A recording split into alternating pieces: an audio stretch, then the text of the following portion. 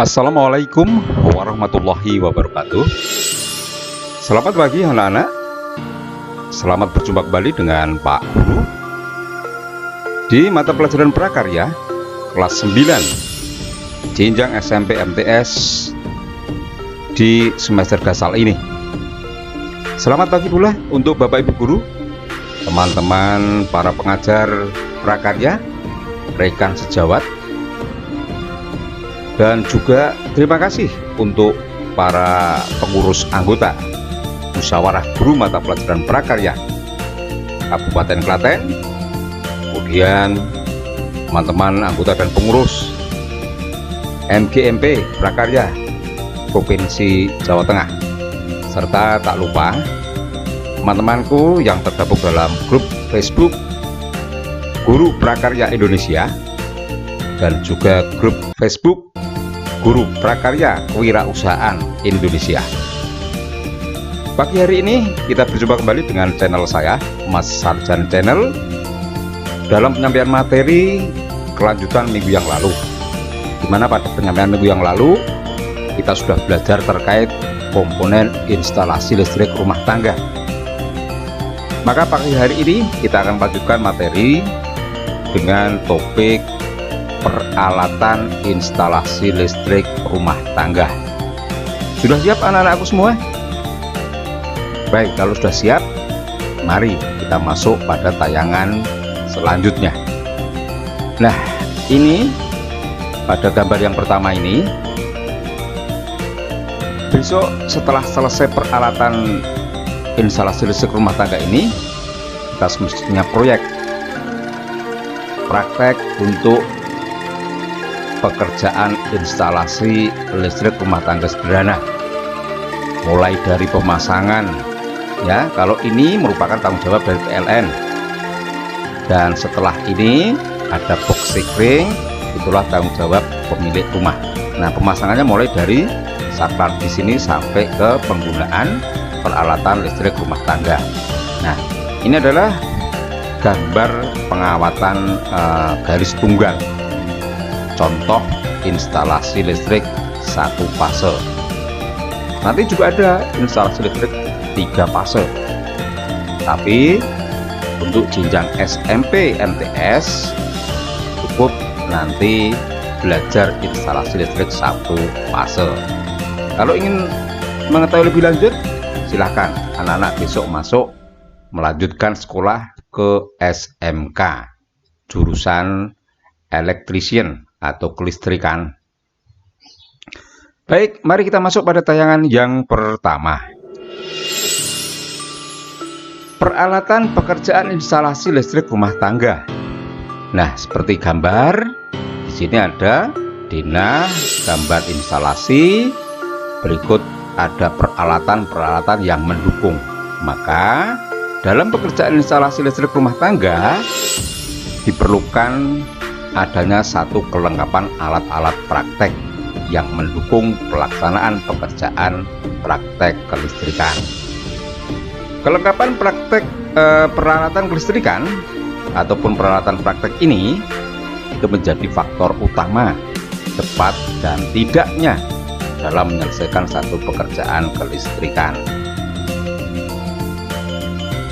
Nah, seperti tampak pada gambar, kita tidak bisa mengukur berapa besarnya tegangan yang mengalir pada peralatan listrik atau alat kontrol listrik di rumah kita.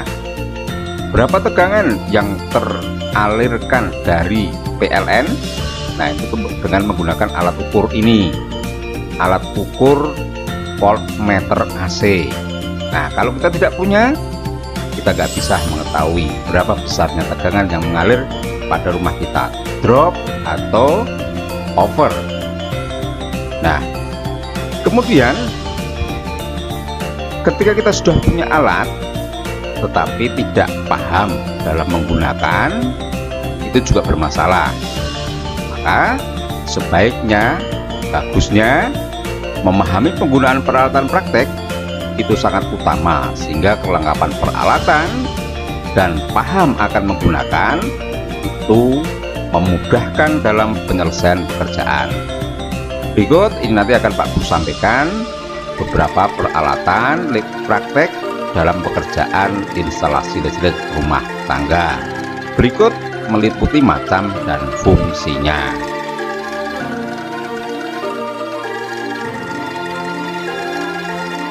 Selanjutnya,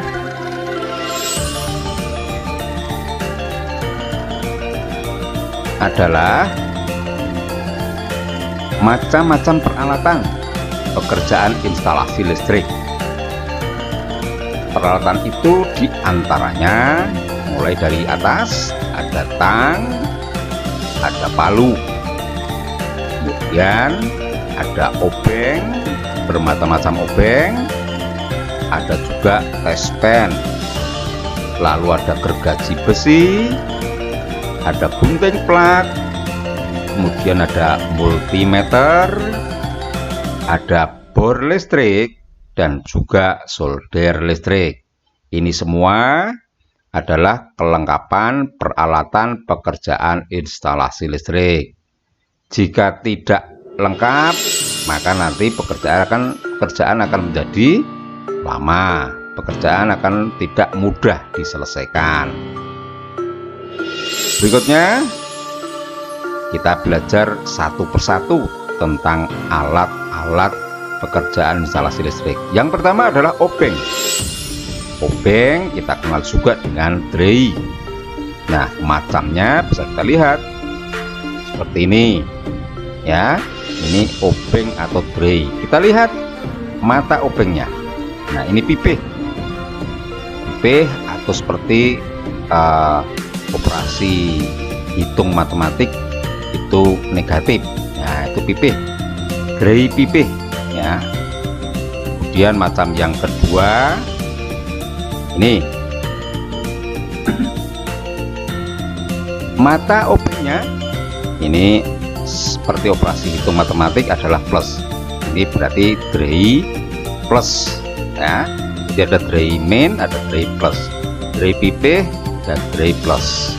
Nah, fungsinya untuk apa obeng dan dray ini? Ya, kita lihat di sini. Obeng atau dray itu digunakan untuk melepas dan atau mengencangkan baut. Skrup. Nah, ada dua jenis obeng atau dray plus atau disebut juga dengan dray kembang, yaitu berfungsi untuk memutar skrup atau baut yang beralur positif. Sedangkan dray minus untuk memutar baut atau skrup yang beralur negatif. Itulah fungsi dari kedua jenis obeng atau dray.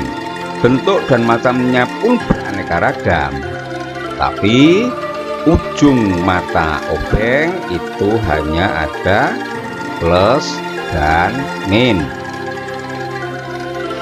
Paham ya untuk yang obeng atau dray?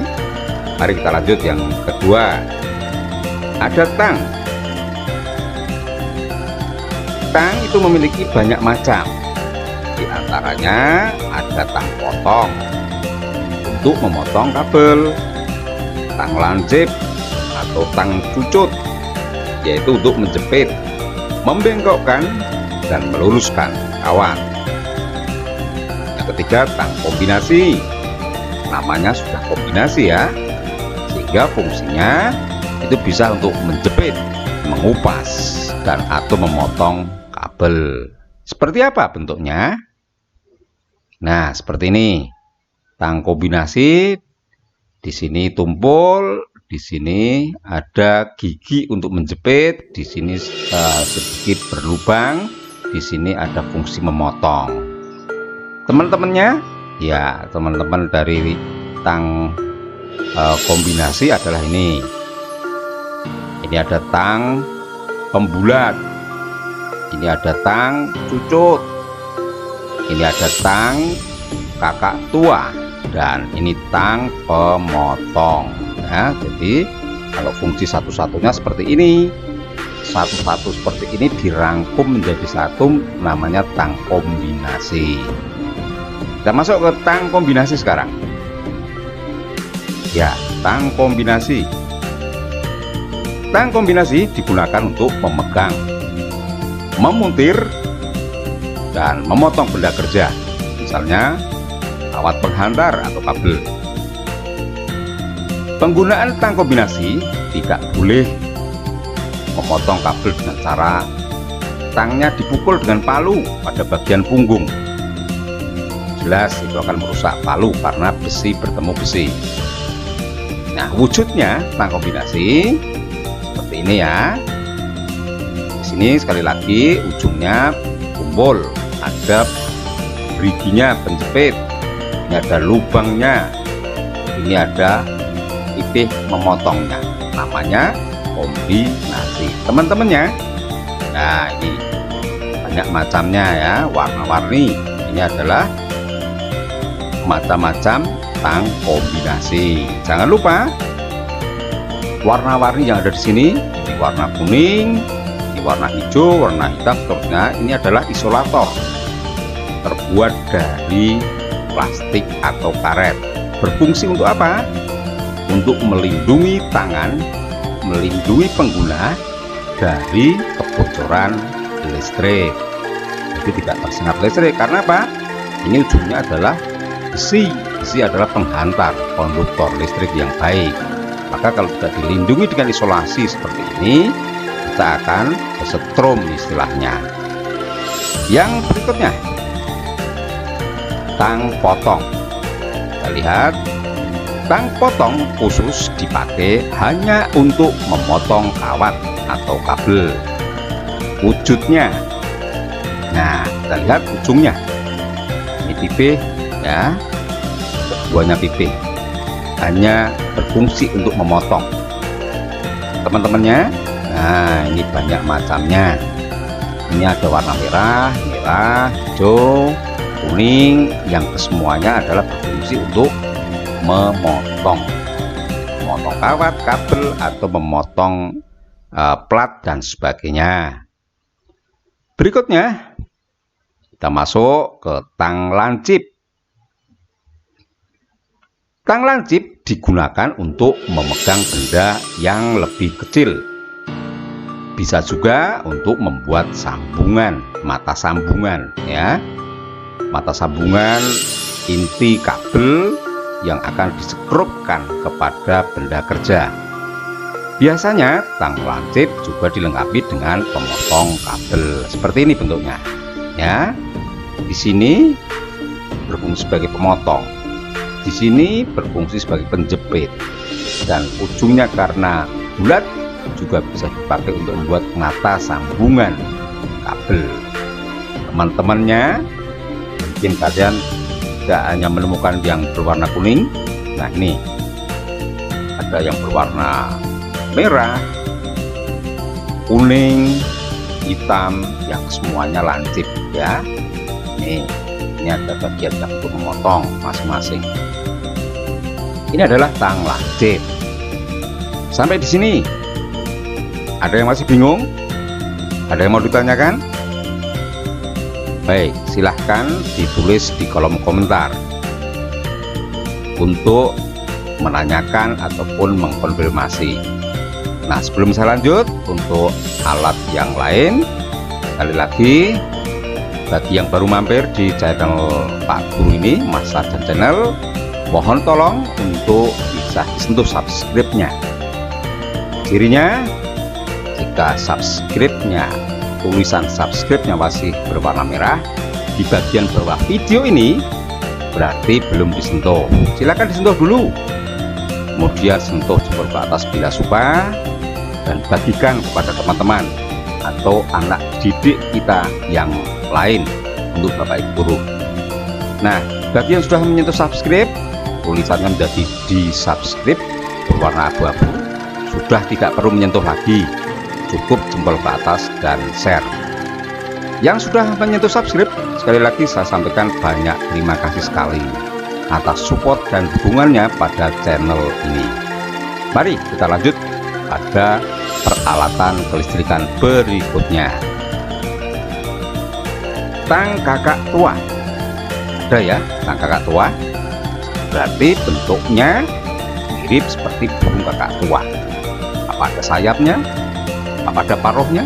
Ya, kita lihat. Tang kakak tua itu khusus digunakan untuk memegang atau mencabut paku. Bentuknya mungkin kalian ada yang sudah pernah tahu. Nah, seperti ini bentuknya. Nah, bentuknya dari ujung atas sampai ke handle ini hampir seperti kepala burung. Disebut sebagai burung kakak tua karena paruhnya seperti paruh burung kakak tua. Teman-temannya, nah seperti ini model-modelnya. Nah, mencabut paku, ya di sini, memegang, mencabut. Nah, sama dengan ini. Nah, inilah tang kakak tua. Berikutnya, tang bulat. Seperti apa tang bulat? Tang bulat khusus digunakan untuk membuat mata sambungan atau mata itik pada ujung kabel yang akan disekrupkan pada benda kerja, lampu, fitting lampu, kemudian juga pada bagian box sekring, kemudian pada saklar dan sebagainya. Kepala tang itu berbentuk silinder atau bulat memanjang. Ya, jadi sekali lagi tang bulat itu berfungsi untuk membuat mata itik pada ujung kabel. Bentuknya kepala tang berbentuk silinder atau bulat. Seperti ini bentuknya. Nah, pada bagian ujung ini bulat, kedua-duanya bulat. Jadi hanya berfungsi untuk membuat mata itik untuk ujung kabel penghantar.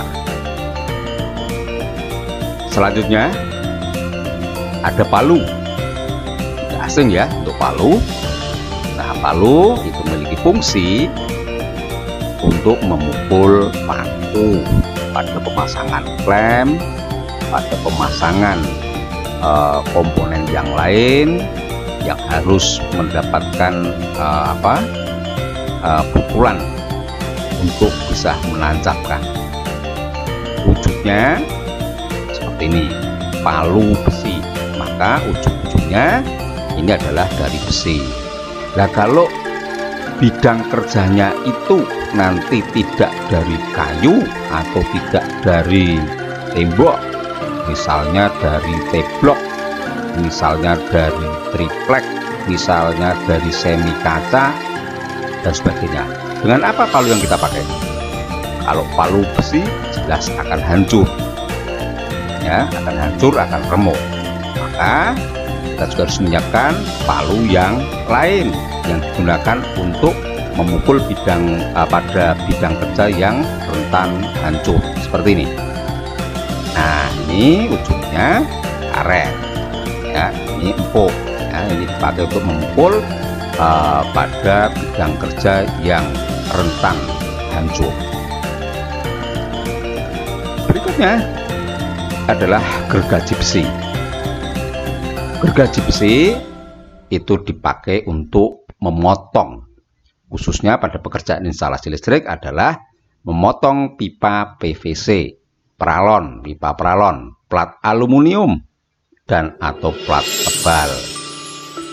Wujudnya seperti ini. Sudah tahu ya? Sudah pernah lihat ya? Nah, kalau tidak seperti ini ya teman-temannya ini mungkin ada di antara salah satu ini yang kalian pernah tahu. Ya, ada yang berwarna biru, ada berwarna hijau, ini pink, biru, hijau, ya, jadi beraneka ragam gergaji besi. Selanjutnya adalah gunting plat. Fungsinya jelas ya, karena gunting plat yaitu dipakai untuk memotong plat tipis seperti plat seng dan lainnya. Wujudnya adalah sebagai berikut. Nah, seperti ini. Beda ya untuk gunting kertas, gunting kain ya. Jadi untuk menggunting plat seng ini guntingnya berbeda.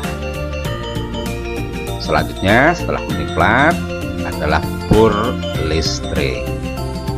Fungsinya sekali lagi membuat lubang yang berbentuk bulat pada plat, box ataupun tembok ataupun papan kayu.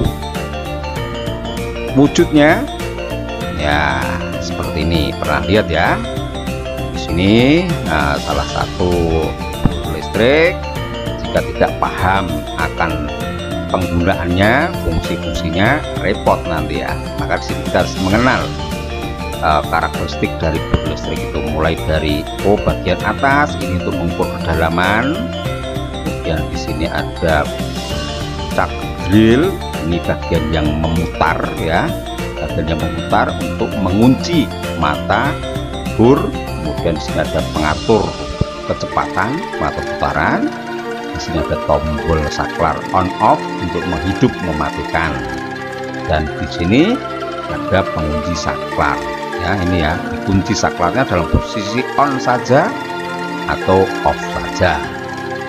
Berikutnya, nah kalau ini dibongkar maka isi bagian dalamnya seperti ini. Ada kumparan, ada komutatornya, ada saklarnya, ada silindernya. Nah seperti ini. Kalau dibongkar lebih dalam lagi, ini kita lihat nah seperti ini adalah komutatornya, ini lilitan atau kumparan. Kemudian di sini ada terminal box, terminal untuk memasang kabel penggunaannya. Kemudian di sini ada angker atau inti besi. Di sini ada kutub statornya, karena ada bagian yang bergerak itu rotor, yang bagian diam itu stator ya. Ini. Kemudian ini ada kipasnya. Kemudian dia ada poros untuk penyeimbang. Ya, jadi di sini ini statornya ya.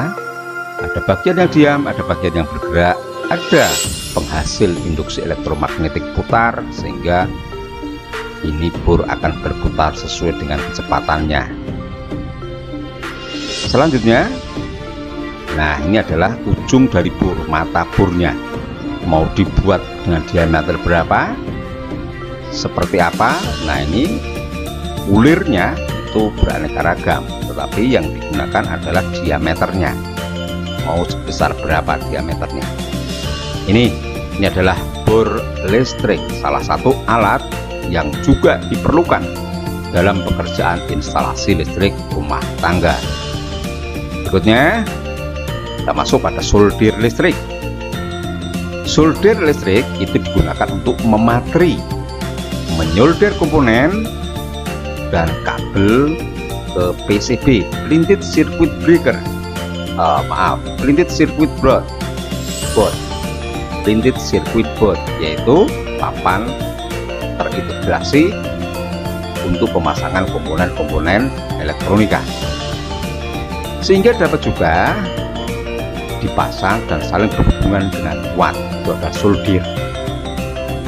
Panaskan pada elemen panasnya, kemudian sambungkan dengan timah.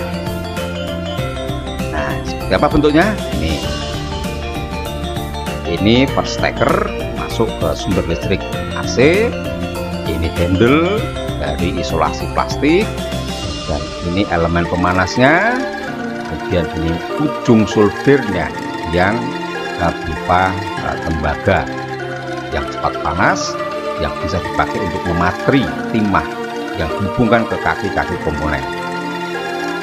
Nah inti yang lain, ini adalah ujung dari elemen pemanas, inti dari solder. Nah ujungnya ini loh. Nah ini kalau dibongkar matanya seperti ini.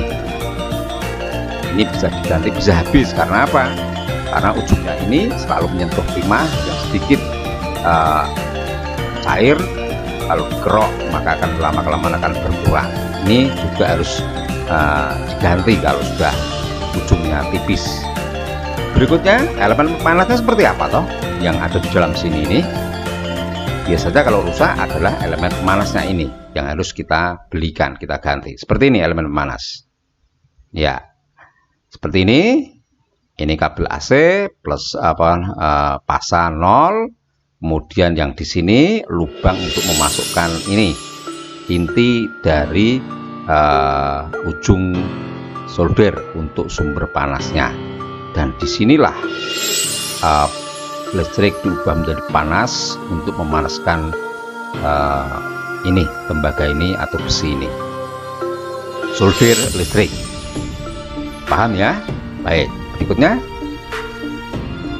test pen adalah salah satu alat yang selalu dibawa oleh teknisi elektrik, yaitu berfungsi untuk ini, berfungsi untuk mengetahui ada tidaknya sebuah rangkaian memiliki sumber arus listrik. Test pen ini difungsikan untuk mengetes sumber tegangan AC 220 volt pada penghantar ataupun stop kontak ataupun sumber alat kelistrikan yang lain. Cara menggunakannya, sekali lagi, ujung test pen ini dimasukkan di tes tegangannya pada salah satu terminal dari stop kontak ataupun penghantar yang ada. Kemudian tangan kita letakkan salah satunya di ujung atau punggung test pen. Nanti ada indikator. Kalau lampu neon test pen itu menyala, berarti titik tersebut merupakan fasa atau titik yang mengandung aliran listrik.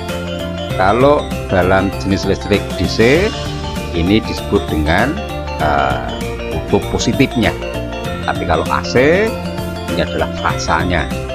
Kita lihat karakteristik dari test pen. Nah, seperti ini.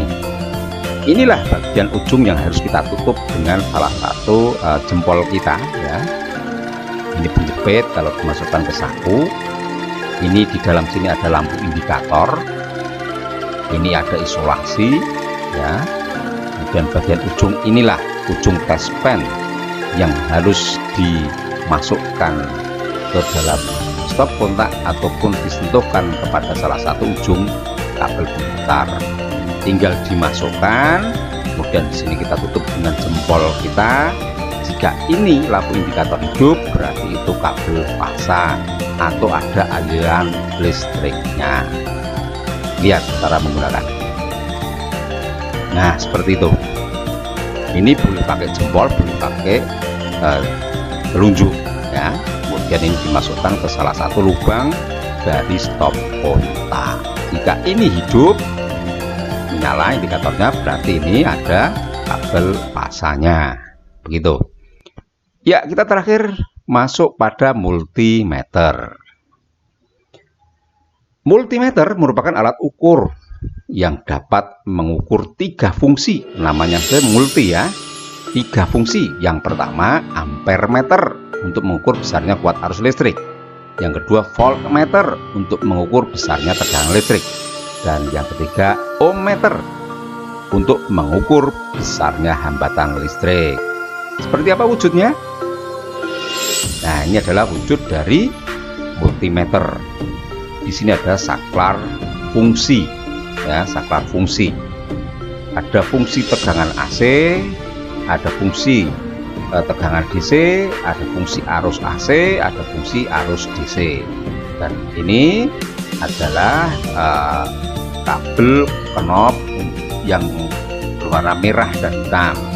Kemudian ini adalah saklar untuk mengkalibrasi titik nolnya pada jarum ini. Nah, yang lain kita lihat papan ukurnya. Ini adalah papan ukur. Di sini ada AC-V itu AC volt, DC-V itu DC volt, dan di atas ada ohm. Nah, AC-V itu adalah tegangan AC, DC-V itu adalah tegangan DC, dan ohm itu adalah mengukur hambatan. Kemudian ada DCMA, DC miliampere, mengukur watt arus listrik. DCV, tegangan DC, mengukur tegangan DC. Nah, seperti ini. Tuh, jarum ini kok bisa bergerak? Karena apa? Nah, lihat. Nah, di sini kenapa jarum itu bisa bergerak menunjuk angka tertentu dan fungsi tertentu, itu karena ini. Di sini ada induksi elektromagnetik yang mengkalibrasi dari tegangan, watt arus, hambatan, kemudian dikonfirmasi ke pergerakan jarum. Nah, fungsinya ini saklar fungsi. Ini tinggal digeser ke kanan. Pada titik ini adalah untuk mengukur ACV, AC volt, tegangan AC. Kalau ini digeser ke bawah, ininya sampai ke bawah pada skala kali 1, kali 10, kali 100, kali 1000, ini kita untuk mengukur hambatan listrik, maka satuannya ohm. Kalau ini digeser lagi ke sini, DCMA, ini berarti kita untuk mengukur watt arus listrik yang dalam fungsi DC miliampere.